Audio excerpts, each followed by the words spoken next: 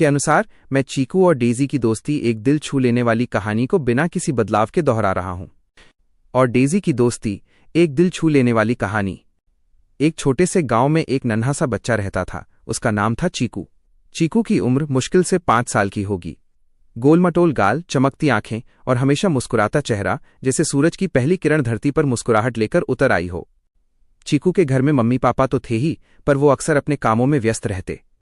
Mummy घर के कामों में लगी रहती और पापा खेतों में।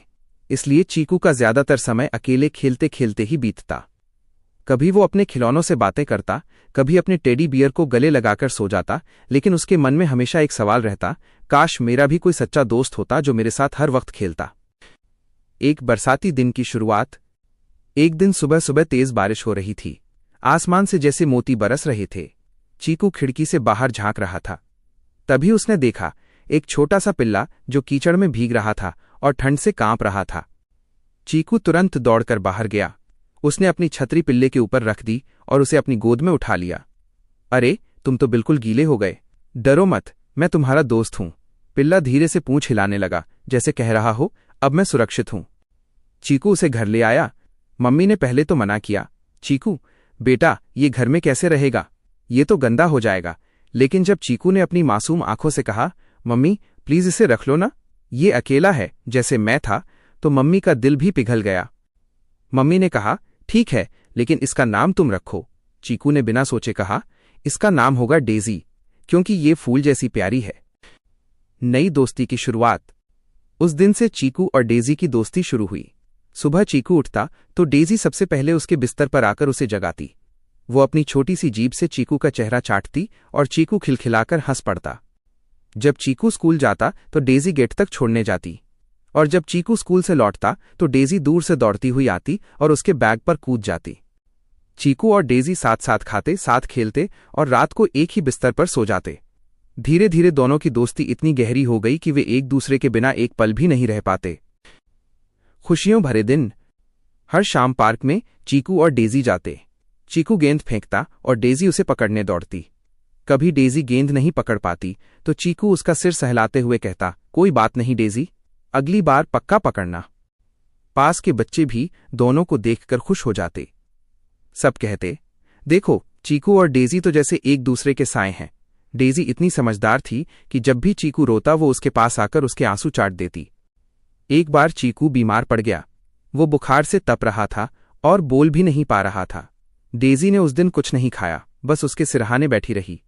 वो कभी उसके मुंह को सूंघती, कभी उसका हाथ चाटती, मानो कह रही हो, जल्दी ठीक हो जाओ ना मेरे दोस्त। मम्मी पापा की आंखों में भी आंसू आ गए जब उन्होंने ये देखा। उन्हें समझ आ गया कि डेजी कोई जानवर नहीं, बल्कि चीकू की आत्मा का हिस्सा है। एक दिन जो सब कुछ बदल गया। कुछ महीने बाद गांव में नगर निगम की टीम आई। उन्होंने कहा, यहां पालतू कुत्ते नहीं रख सकते, यह क्षेत्र प्रतिबंधित है। उन्होंने कई जानवरों को पकड़कर बाहर के आश्रय में छोड़ने का आदेश दिया। जब वे चीकू के घर पहुंचे तो डेजी डरकर चीकू के पीछे छिप गई।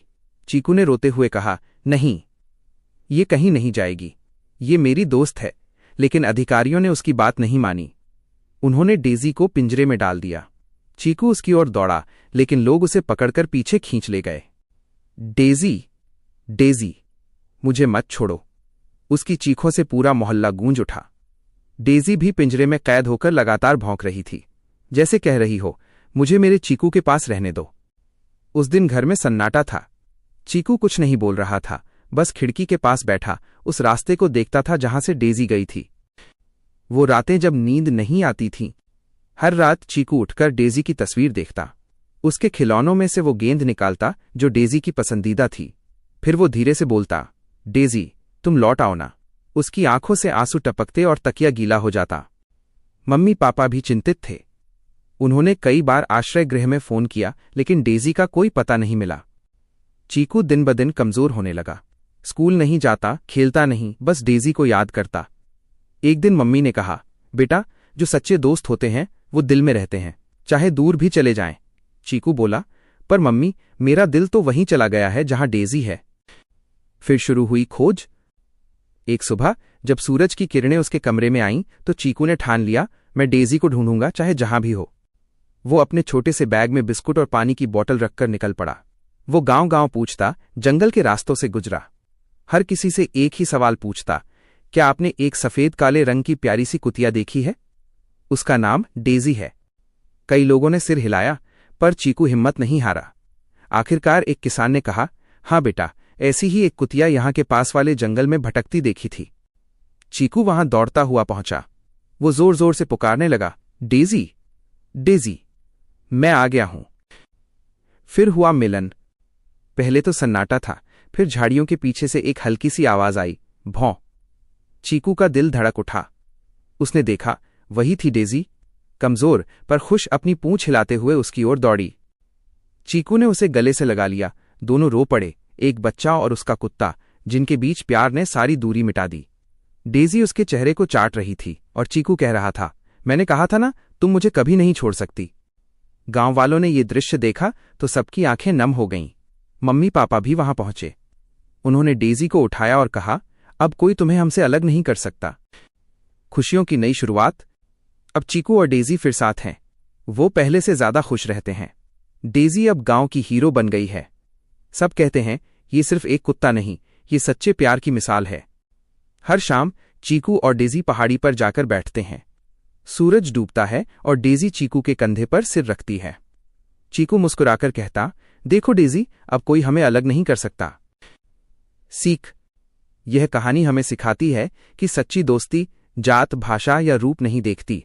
कभी कभी वो किसी इंसान और जानवर के बीच भी हो सकती है, और वो रिश्ता दुनिया के हर रिश्ते से ज्यादा गहरा होता है।